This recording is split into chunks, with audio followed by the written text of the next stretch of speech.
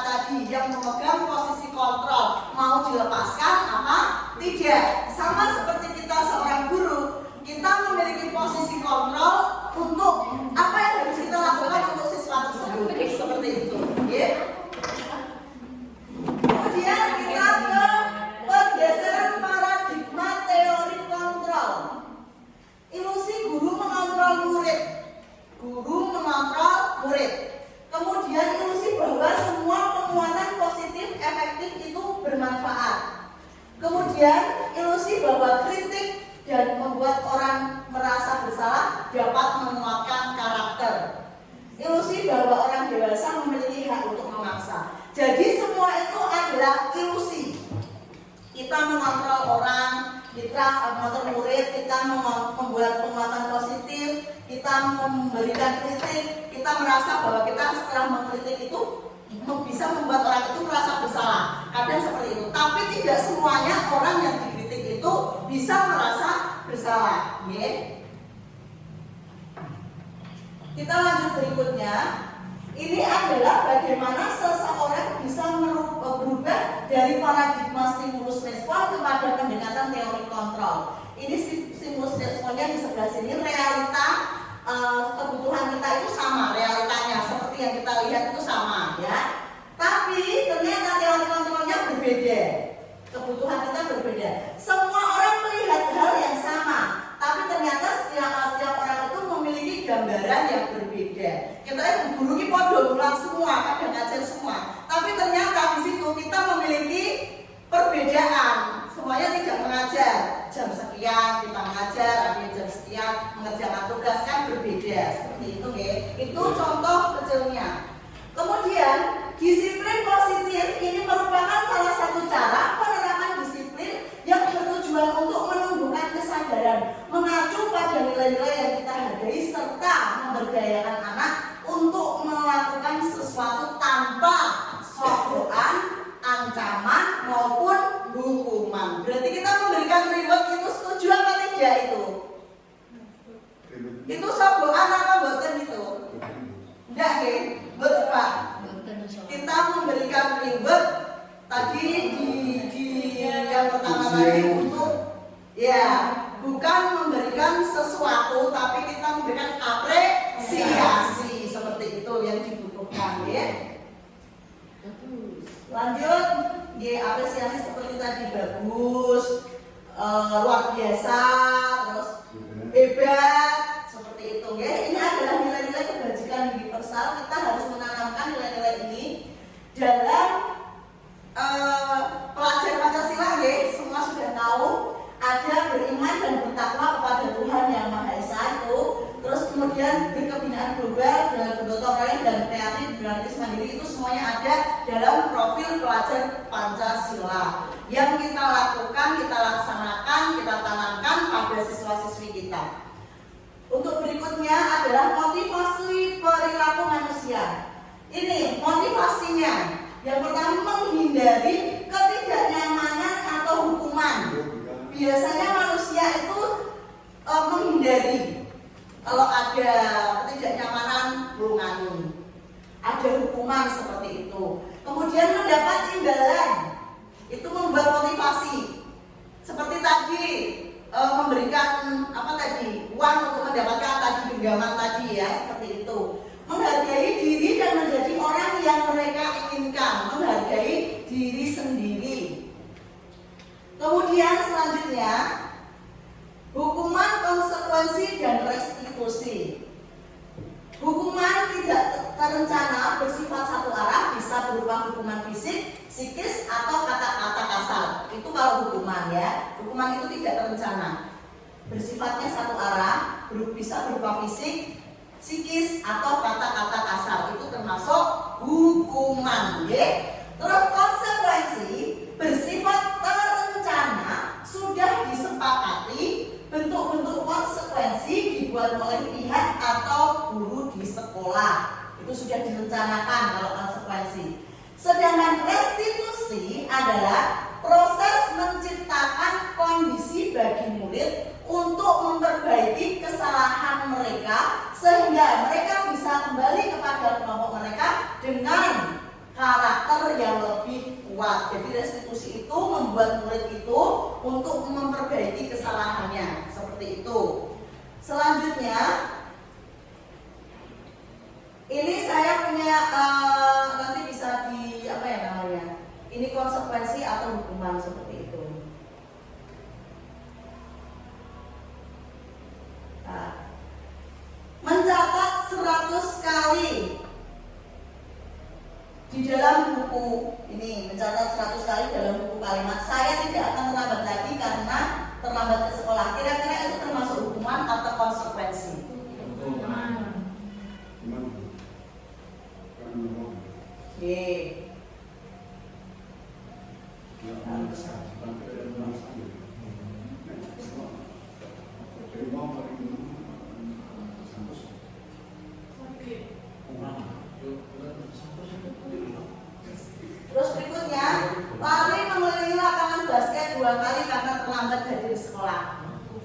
Ini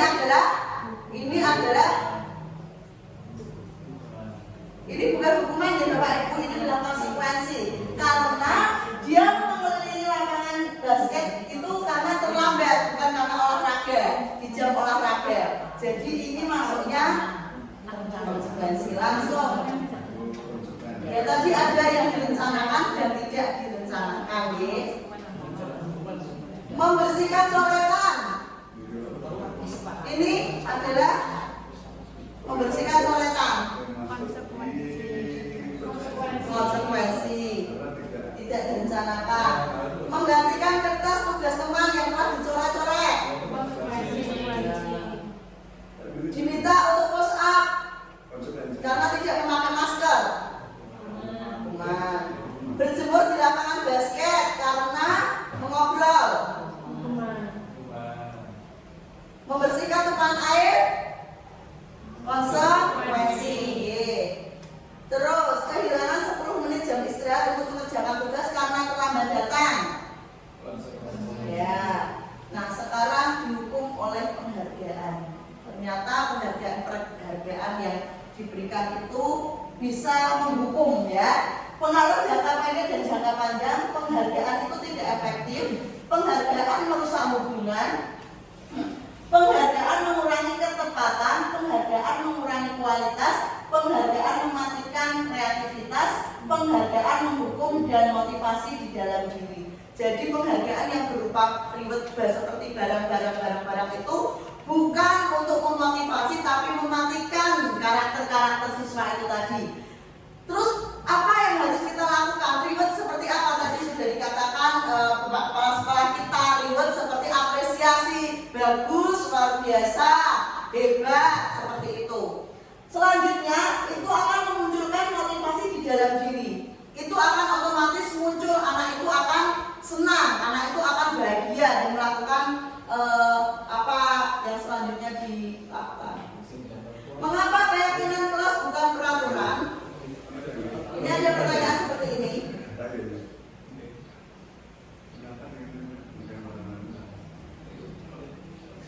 Satu, mengapa kita memiliki peraturan tentang penggunaan helm pada saat mengendarai kendaraan bermotor? Yang kedua, mengapa kita memiliki peraturan tentang penggunaan masker dan mencuci tangan setiap saat? Kira-kira kenapa? Bisa angkat tangan. Yang pertama, mengapa kita memiliki peraturan tentang penggunaan helm pada saat mengendarai kendaraan roda 2 motor?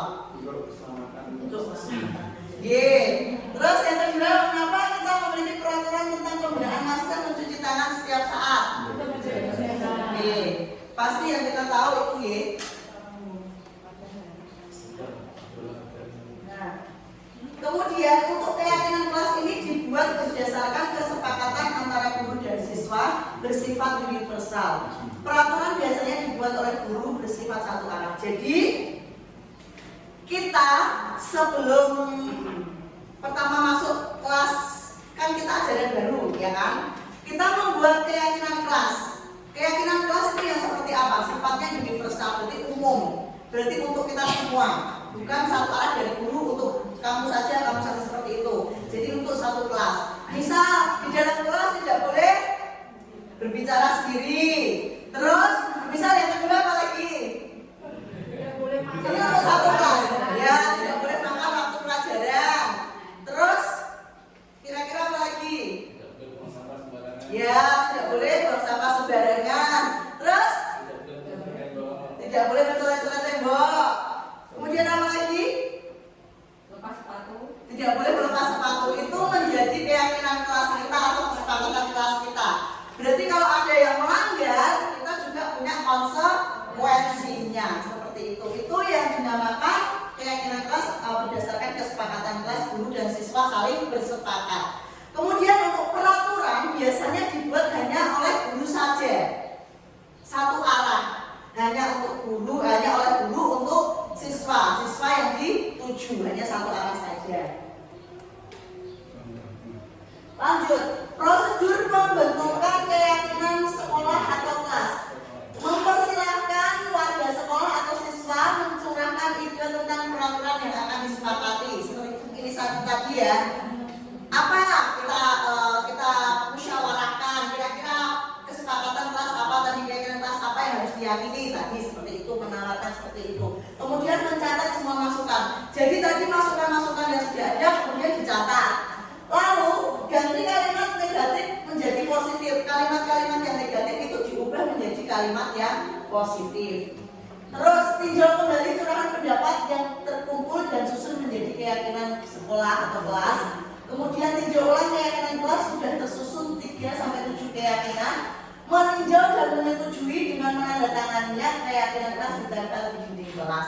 Jadi Bapak Ibu bisa menerapkan di kelas masing-masing, membuat kesepakatan kelas. Setelah itu di print cantik seperti itu, dimintakan tanda tangan Bapak Kepala Sekolah dan bisa ditempel di dinding kelas masing-masing. Seperti itu, ya. Artinya setiap kelas boleh berbeda karena setiap kelas kan punya kesepakatan yang berbeda-beda, Pak. Tidak harus sama. Itu. Hanya guru mapel yang tidak punya tangki. Semua ditempeli. Kebutuhan dasar manusia. Jadi kita itu manusia punya kebutuhan dasar. Ada 5 kebutuhan dasar manusia. Yang pertama adalah bertahan hidup. Mesti manusia itu pengennya bertahan hidup, ya. Pak. Kemudian yang kedua adalah kasih sayang dan rasa diterima. Pastinya kita tidak ingin disia-siakan. Semua orang, semua manusia pastinya maunya disayang, ya kan? Diuangkan, diterima, ya seperti itu. Kemudian 3 adalah penguasaan. Penguasaan, ya pengennya nomor 1 itu. Yang keempat kebebasan, ingin bebas melakukan apa yang kita inginkan, seperti itu. Kemudian yang kelima adalah kesenangan, ingin bahagia, ingin senang. Manusia apakah ada yang ingin bersedih terus? Ya, tidak ada. Ingin senang, ya Pak. Iya, ada suka, ada duka, tapi kita pasti suka terus, ya. Iya, senang. Selanjutnya, kira-kira aku senang main kejar-kejaran dengan ibu guru, seru, masuknya kemana? Kesenangan. Kalau ibu kejar aku karena ibu guru sayang aku. Nah, aku hebat kan? Bisa bikin ibu guru kejar aku. Penguasaan. Aku bosan belajar mewarnai terus di dalam kelas. Kebebasan. Nah, itu adalah kalimat-kalimat yang kadang kita dengar itu kita bisa mengelompokkan ke kasih sayang atau penguasaan, kebebasan, kesenangan. Itu bagian dari kebutuhan tadi, ya. Sekarang adalah 5 posisi kontrol guru. Jadi guru itu memiliki 5 posisi kontrol. Posisi kontrol yang pertama adalah sebagai penghukum. Guru juga bisa menjadi hakim, penghukum, ya tadi. Terus membuat merasa bersalah. Kita bisa membuat anak itu merasa bersalah dan tidak melakukan kesalahannya lagi, seperti itu. Kemudian bisa menjadi teman. Kita akrab. Ketika dia melakukan kesalahan, kita berusaha jadi teman agar anak tersebut tidak akan melakukan kesalahannya lagi. Bisa saling sharing, seperti itu. Sebagai pemantau, ya, pemantau ini adalah pengamat. Kita mengamati anak, ya. Kemudian manajer, sebagai manajer. Kita mau lihat di sini nanti akan saya putarkan video bagaimana kita itu posisi kita nanti sebagai penghukum, kemudian membuat merasa bersalah, kemudian menjadi teman, menjadi pemantau dan menjadi manajer. Ini akan saya putarkan video. Ini ketika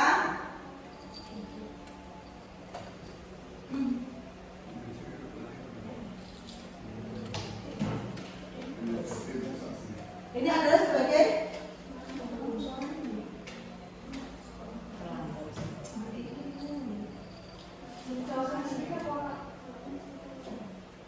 bentar ya. 2, 3.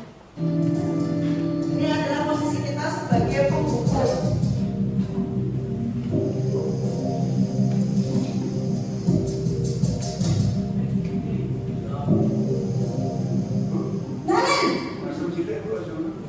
Iya, sini kamu. Selalu terlambat.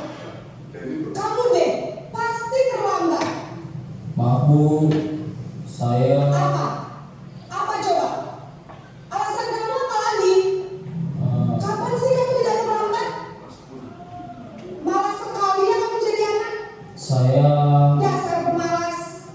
Gak kapok-kapok sih kamu. Sudah berapa kali terlambat? Sana, kamu keliling lapangan basket 2 kali. kenapa saya harus keliling lapangan basket, Bu? Kenapa? Kamu lawan ibu. Berani-beraninya jawab. Sudah terlambat, masih berani jawab pula. Terang, keliling lapangan basket 5 kali sekalian. Biar kapok. Cepat. Pergi sana ke lapangan basket. Itu adalah sebagai pemukul. Selanjutnya adalah posisi sebagai pembuat rasa bersalah.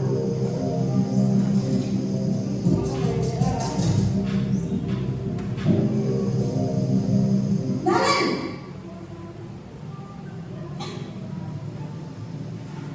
Selamat pagi, Bu. Naren. Kamu kenapa terlambat lagi, nak? Ya Tuhan, Naren. Kamu senang ya bikin ibu susah ya? Kalau kamu terlambat lagi, nanti ibu yang ditegur bapak kepala sekolah, nak. Disangka ibu tidak bisa membina kamu. Duh, gimana ini? Maaf, Bu. Duh, Gusti Naren. Kamu suka ya kalau ibu ditegur bapak kepala sekolah? Terus, sekarang ibu harus tulis apa ini di buku absen? Ini kamu sudah sering terlambat loh. Ibu harus apa coba? Bu, maaf sekali. Ya sudah, lain kali jangan bikin ibu susah lagi ya nak ya.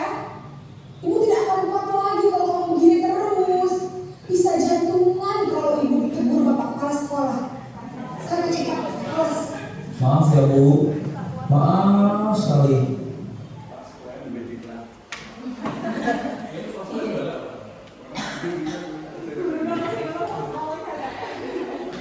Ini posisi sebagai teman, oke?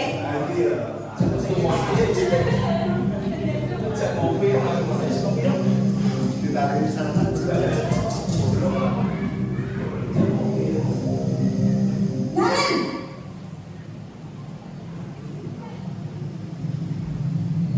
Selamat pagi, Bu. wah sudah jam berapa ini nak? Terlambat lagi ya sayang. Iya, Bu. Habis ibu saya udah menolongkan saya, Bu. Kamu malah menyalahkan ibu kamu. Kamu bukannya anak yang larinya paling kencang. Kok terlambat sih? Iya, Bu. Saya memang terlambat bangun tadi. Jadi biarpun saya lari kencang, tetap gak kekejar, Bu. Ya sudah sana. Nanti lain kali larinya lebih kencang lagi ya. Biar gak terlambat lagi. Tinggal sama ibu. Demi ibu. Bisa kan? Bisa lah, Bu. Ya sudah sana masuk kelas. Ibu beresin urusan absen kamu. Kamu ini ada-ada saja. Itu sebagai teman, ya. Jadi teman jadi demen. Lebih kencang lagi. Ini posisi sebagai pemantau atau monitor. Posisi kita sebagai pemantau.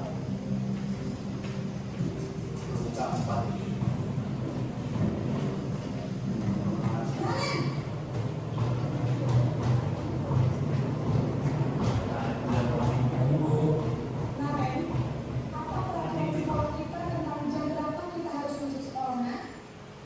Kita harus di sekolah jam 7, Bu.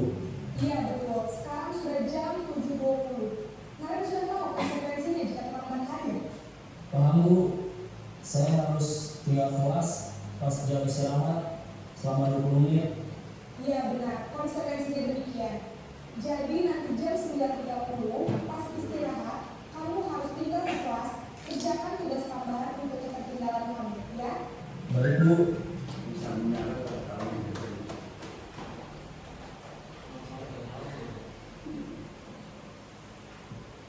Ini yang terakhir posisi kita sebagai manajer.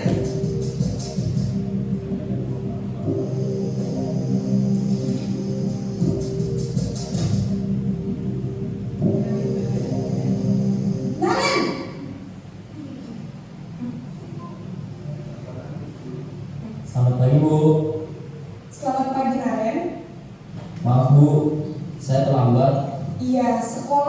masuknya jam 7, sekarang sudah jam 7.20. Jadi sekarang bagaimana nih Naren? Maaf Bu, saya lupa setel alarm saya semalam. Baiklah, menurut kamu, keyakinan sekolah yang mana yang perlu kamu tingkatkan? Menghargai diri sendiri dan orang lain mungkin ya Bu. Setuju. Jadi, apakah Naren meyakini prinsip saling menghormati tersebut? Iya Bu, saya meyakininya. Apakah Naren bersedia memperbaiki masalah keterlambatan ini? Bersedia Bu. Bagaimana kamu akan perbaiki masalah keterlambatan ini? Saya akan coba untuk tidak lupa menyetel alarm saya Bu. Baik, kalau Naren lupa menyetel alarm di rumah, ada orang yang kira-kira bisa bantu mengingatkan tidak? Ada Bu, kakak saya, Kak Emma. Ada lagi selain Kak Emma? Selain Kak Emma, ada ibu saya. Baik, jadi yang mengingatkan Naren adalah Kak Emma dan ibu kamu ya? Kira-kira akan mulai setel alarm kapan nih Naren? Setelah pulang sekolah, akan segera saya lakukan. Baik, jadi Naren akan setel alarm untuk bangun besok pagi dan akan diingatkan oleh kakak dan ibu dan Naren ya. Ada lagi yang mungkin perlu dilakukan Naren agar tidak terlambat bangun lagi? Tidak ada Bu. Baik Naren, terima kasih untuk kerjasama kamu. Sekarang kamu perlu kembali ke kelas untuk belajar. Baik Bu, terima kasih.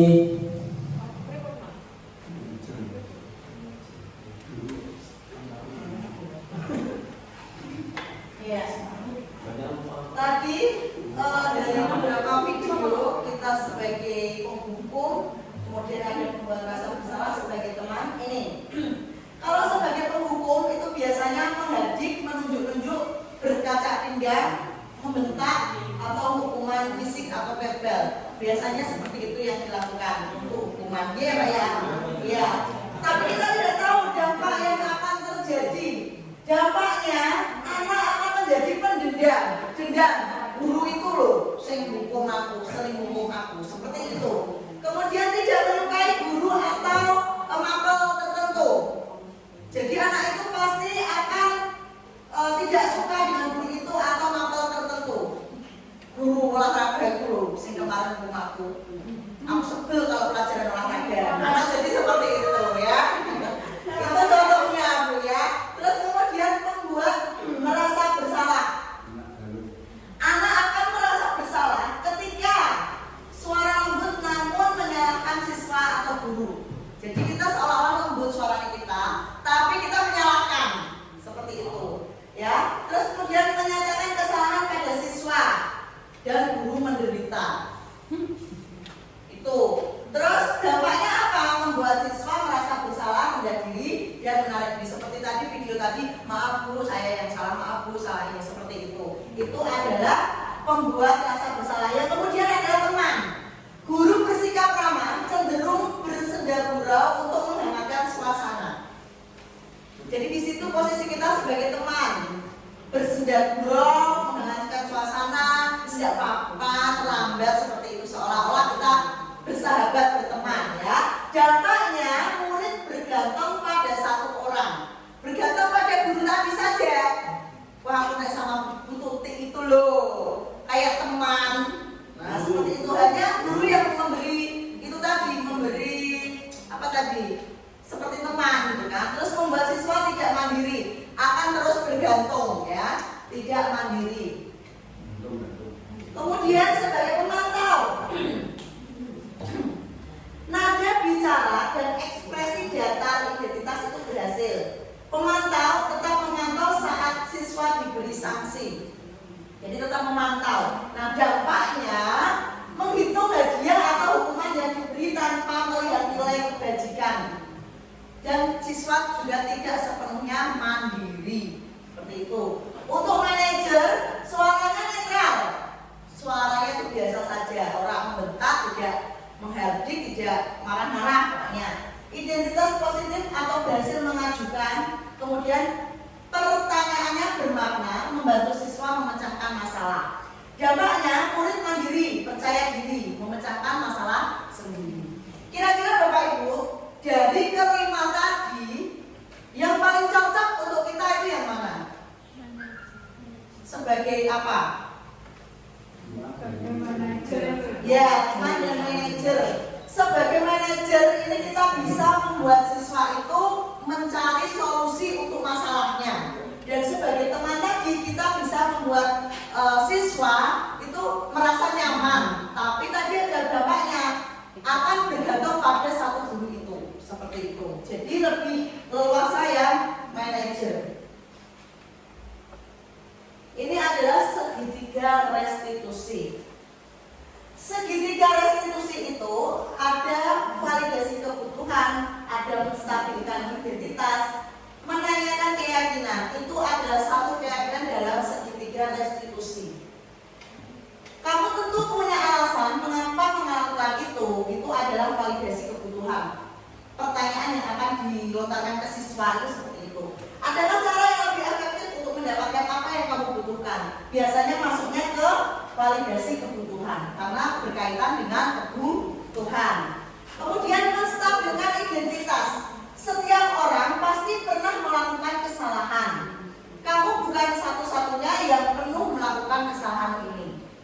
Ada penguatan-penguatan seperti itu. Untuk menyatakan keyakinan, nilai apa yang telah kita disepakati, apa yang diyakini, yang telah dilanggar, seperti itu. Kamu ingin menjadi orang yang seperti apa? Itu maksudnya keyakinan, ya.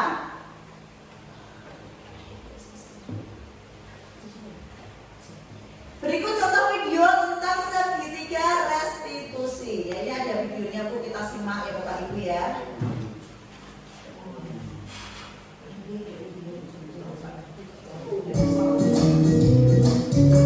Kita lihat bersama-sama. Salam dan bahagia Ibu dan Bapak guru hebat.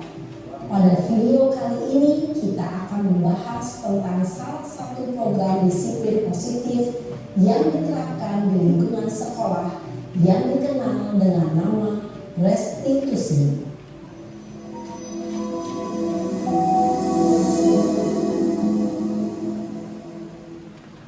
Restitusi dikembangkan oleh pakar pendidikan Diane Gosson, berlandaskan pada teori kontrol Dr. William Gleiser. Segitiga restitusi adalah suatu proses dialog yang dijalankan oleh guru atau orang tua agar dapat menghasilkan murid yang mandiri dan bertanggung jawab. Pada saat guru di posisi manajer, aspek yang dikembangkan pada murid adalah motivasi intrinsik, sehingga pemahaman nilai-nilai kebajikan dapat tumbuh dan berkembang menjadi suatu kebiasaan positif yang akhirnya membentuk karakter murid. Proses dialog ini terdiri dari 3 langkah yang digambarkan pada ketiga sisi pada segitiga restitusi. Sisi pertama adalah menstabilkan identitas.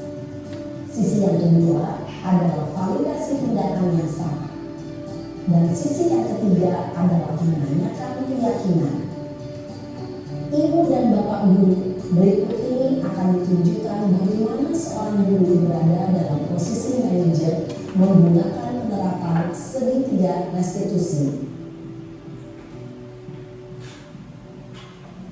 Nah, kita lihat ini ada contoh dari video penerapan segitiga restitusi.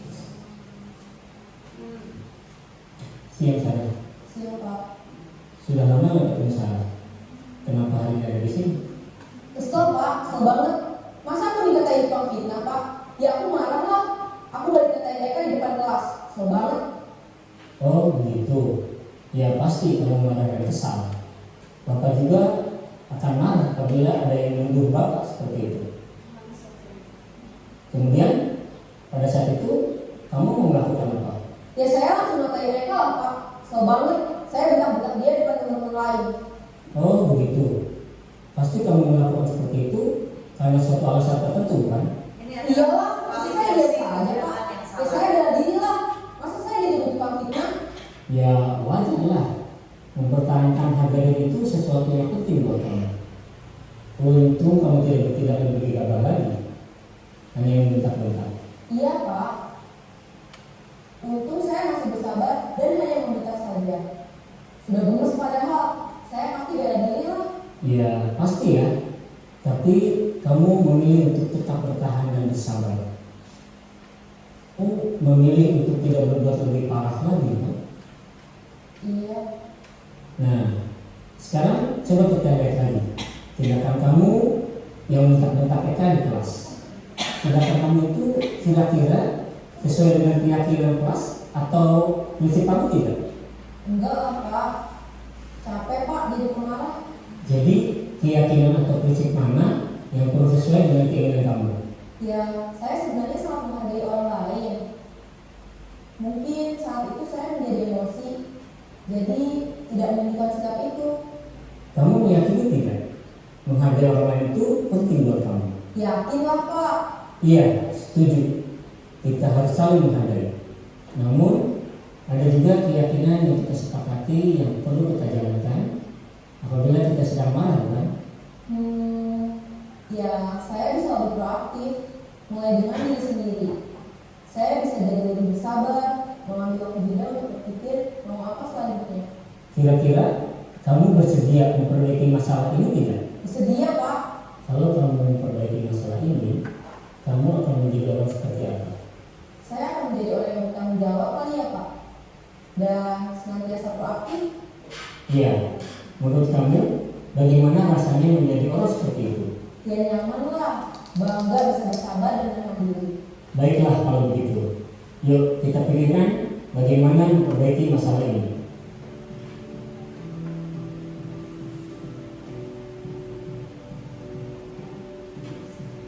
Ibu dan Bapak guru hebat. Baru saja kita menyaksikan contoh bagaimana seorang guru berada dalam posisi manajer menggunakan penerapan segitiga restitusi. Mari kita bahas satu persatu. Pada sisi pertama, menstabilkan identitas berdasarkan pada prinsip bahwa membuat kesalahan adalah bagian dari proses pembelajaran. Sisi pertama dari segitiga ini berperan menggeser identitas murid dari identitas gagal ke identitas sukses. Murid yang sedang bertingkah laku yang tidak pantas atau menarik diri saat itu sedang mengalami identitas gagal. Bila kita mengkritiknya, maka posisinya tidak akan berubah. Kita bisa mengajukan pernyataan-pernyataan ini. 1. Membuat kesalahan sesuatu yang wajar. 2. Manusia tidak ada yang sempurna. 3. Kita bisa memperbaiki masalah ini. 4. Saya tidak menanyakan kesalahannya. Saya lebih fokus bagaimana memperbaiki masalah ini. 5. Apakah saat ini kamu telah menjadi orang yang baik untuk dirimu sendiri? Pada sisi kedua, validasi tindakan yang salah berlandaskan pada prinsip bahwa setiap perilaku berupaya memenuhi suatu kebutuhan tertentu. Guru yang telah memahami teori kontrol akan bergeser dari pemikiran stimulus respon menjadi proaktif dan mencoba untuk mengenali tujuan dari perilaku murid. Mengenali dan mengakui kebutuhan murid ini dapat memperbaiki hubungan dengan murid tersebut. Pernyataan atau pertanyaan bisa disampaikan dengan nada suara tidak menghakimi atau memojokkan, sehingga dapat mengembalikan murid pada posisi positif. 1. Kamu bisa saja bertindak lebih gegabah lagi dari ini. 2. Kamu bukan melakukannya tanpa suatu alasan tertentu. 3. Kamu melakukannya karena mempertahankan sesuatu yang penting bagimu. 4. Mungkin kamu bisa mempelajari suatu perilaku baru yang lebih efektif. Bersediakah kamu mempelajarinya? Selanjutnya, kita akan simak sisi terakhir, yaitu menanyakan keyakinan. Teori kontrol menyatakan bahwa pada dasarnya kita termotivasi secara intrinsik. Pada saat perilaku yang salah telah divalidasi dan identitas sukses telah stabil, maka murid telah siap menaikkan keyakinan-keyakinannya dengan tindakannya yang salah dan pemikirannya telah bergeser ingin menjadi orang yang dituju. Pertanyaan-pertanyaan ini dapat menaikkan keyakinan-keyakinan yang dianut murid. 1. Sebagai keluarga atau kelas, apa yang kita yakini? 2. Nilai-nilai apa yang telah kita sepakati? 3. Seperti apa gambaran sebuah kelas yang ideal bagi kami? 4. Kamu ingin menjadi orang seperti apa?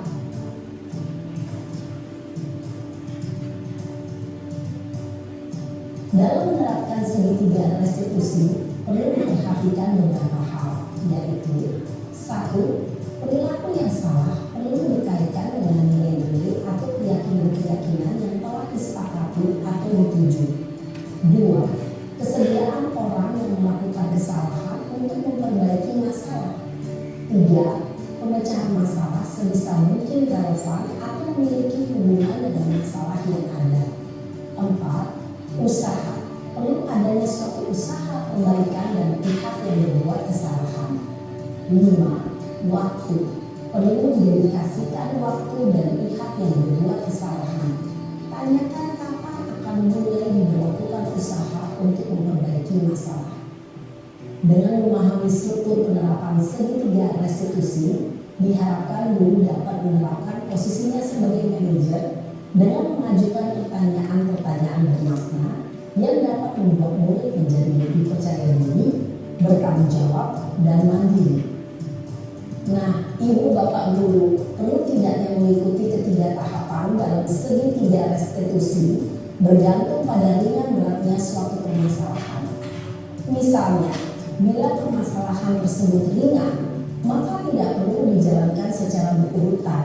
Bahkan bisa semudah menanyakan apa keyakinan yang kita sepakati.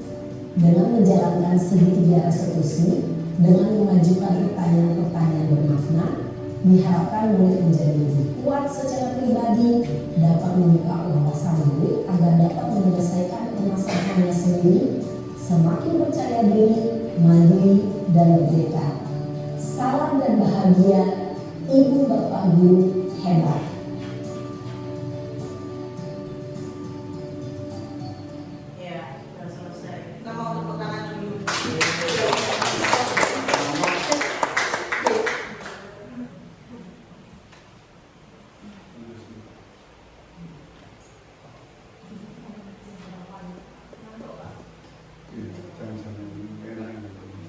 Refleksi dan rencana perbaikan.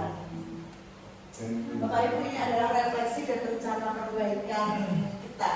Guru harus memiliki kemampuan untuk menciptakan budaya positif dalam mencapai tujuan akhir, mewujudkan anak didik menjadi manusia merdeka yang mampu mempertanggungjawabkan apa yang mereka lakukan dan mandiri.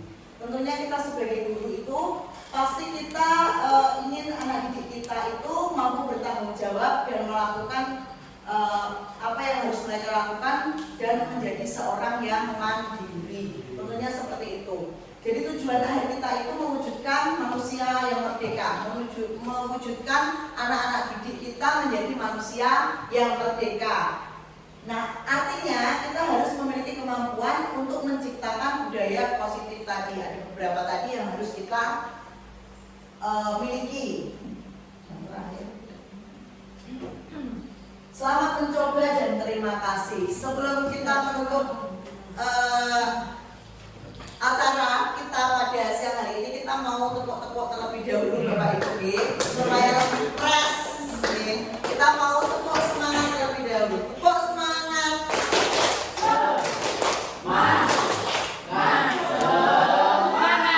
Terima kasih Bapak Ibu guru semuanya untuk waktunya, untuk partisipasinya di tempat ini, untuk dukungannya semua yang telah diberikan.